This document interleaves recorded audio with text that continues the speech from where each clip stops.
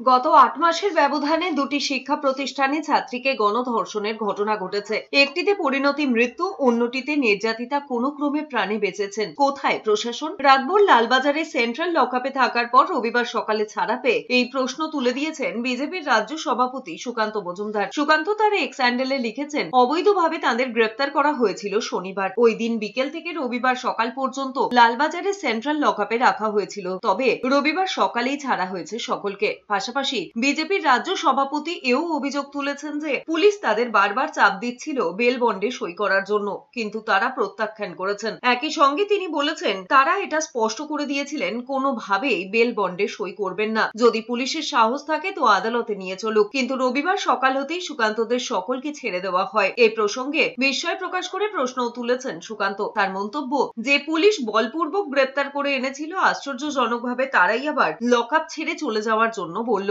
শুধু তাই নয়, কোন রকম সই না করিয়েই মুক্তি দেওয়া হয়েছে। তাহলে কিসের ভিত্তিতে গ্রেপ্তার? পুলিশের ছুঁচো গেলার মতো অবস্থা। প্রথমে আমাদেরকে বলা হয় যে সই করে জামিন দিন। আমরা যখন বলি যে আমরা সই করব না, আমরা বলি যে কোর্টের সামনে আমাদেরকে পেশ করা। আমরা কোর্টে গিয়ে বলবো, মহামান্য আদালতের কাছে বলবো যে পশ্চিমবঙ্গের পুলিশ যে সামান্য দুপা হাঁটার মতো গণতান্ত্রিক অধিকার আমাদের রাখতে চাইছে না, আমাদের দিতে চাইছে না। পুলিশ সেই সাহস দেখায়। পুলিশ বলেন যে না, আমরা আপনাদেরকে কোর্টে নিয়ে যেতে পারবো না, আপনারা চলে যান। প্রশ্ন, তাহলে পুলিশ আমাদেরকে নিয়ে এসে ৪-৫ ঘন্টা বসিয়ে রাখলো কেন? কোনো উত্তর পুলিশ আমাদেরকে দিতে পারে।